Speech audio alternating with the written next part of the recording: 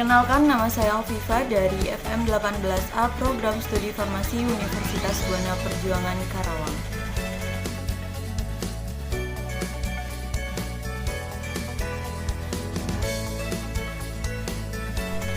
Di sini saya akan menjelaskan tentang efek antihiperglikemik dari herbal bubur ekstrak daun Scoparia dalgis pada diabetes secara acak uji klinis silang.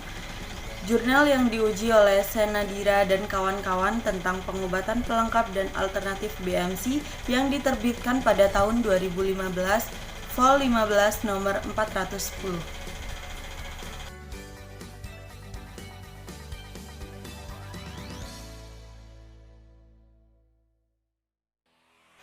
Selanjutnya di sini saya akan menjelaskan tentang latar belakang. Ekstrak daun Scoparia dalgis ini digunakan sebagai obat herbal oleh penderita diabetes di seluruh dunia. Bubur Scoparia segar dalgis menimbulkan indeks glikemik yang rendah dan efek antihiperglikemik ketika diumpankan ke tikus Wistar diabetes. Bubur Scoparia dalgis atau disebut dengan SDC yang diproduksi secara komersial menghasilkan GL yang sedang atau GL glikemik yang sedang. Penelitian ini bertujuan untuk mempelajari efek antidiabetes dari konsumsi bubur Scoparia dalgis yang diproduksi secara komersial.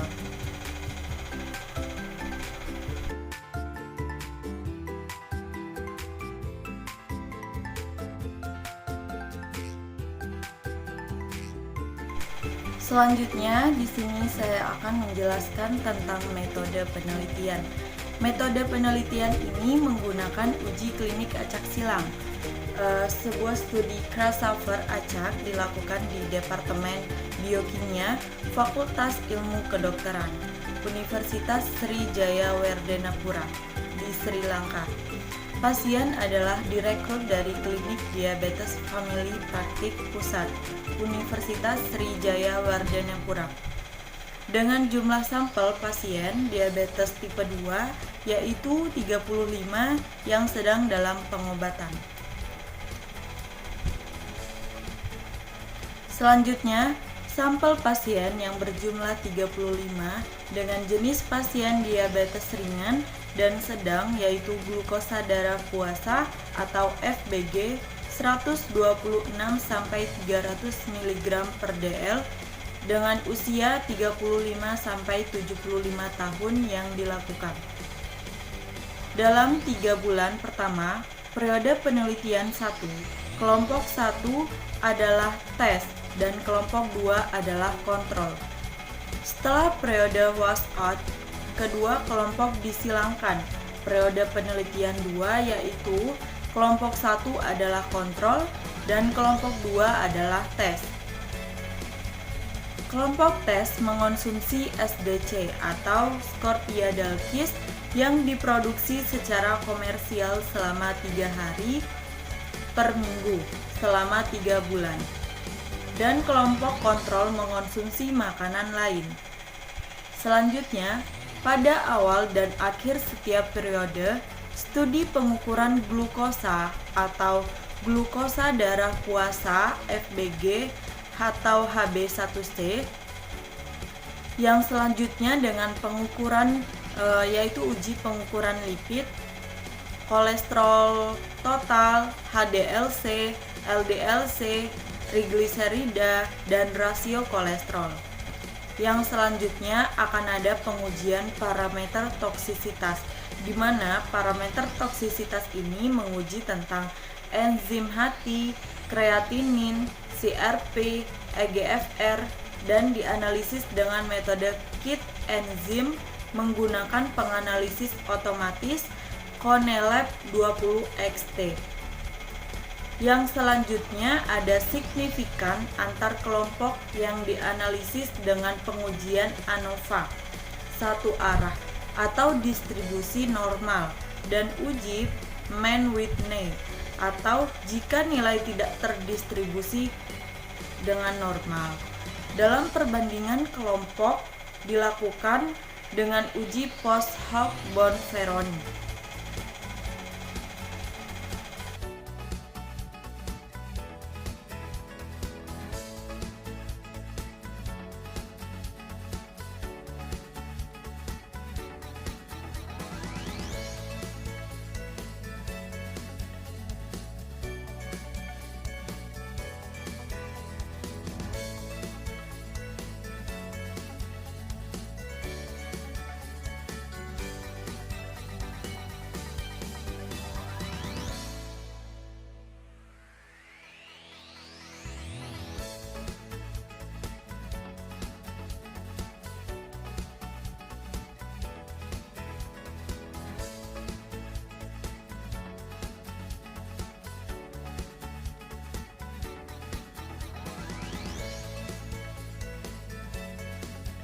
Selanjutnya di sini saya akan menjelaskan tentang hasil.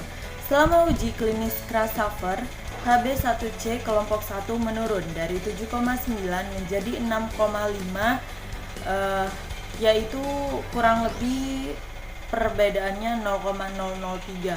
Sedangkan HB1C kelompok 2 menurun dari 7,0 menjadi 6,7 saat berada di kelompok uji. Oleh karena itu, kedua kelompok uji 1 dan 2 mengalami penurunan HB1C dibandingkan dengan masing-masing kelompok kontrol.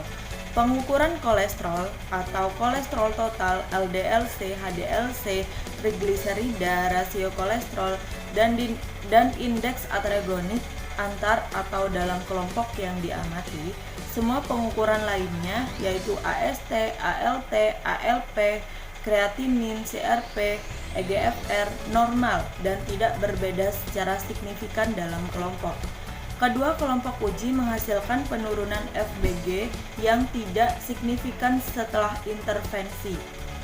Kelompok 1 dari 174 menjadi 160 mg per dl. Kelompok 2 dari 183 menjadi 160 mg per dl. Tidak ada perbedaan yang signifikan, perbedaannya lebih dari 0,05 dalam insulin.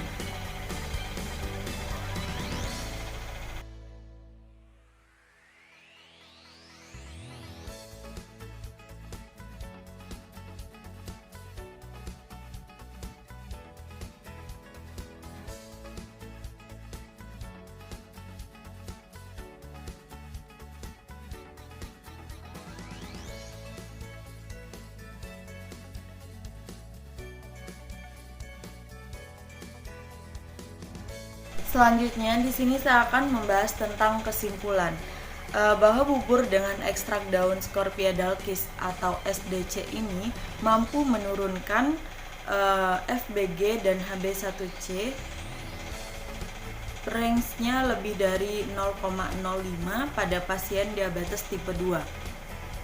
Selanjutnya, bubur ini tidak berpengaruh pada pengukuran kolesterol dan tidak ada toksisitas yang diamati pada dosis yang diuji.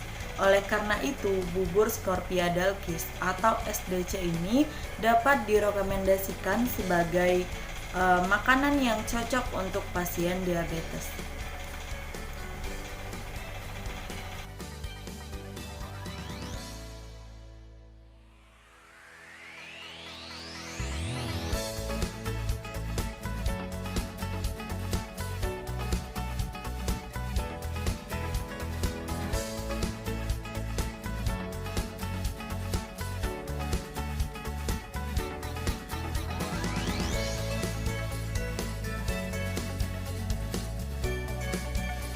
Sekian, terima kasih. Mohon maaf apabila ada kata-kata yang kurang berkenan. Mohon dimaafkan karena saya manusia biasa yang tak luput dari kesalahan. Kurang lebihnya saya mohon maaf. Wassalamualaikum warahmatullahi wabarakatuh. Semoga video ini dapat bermanfaat bagi kita semua.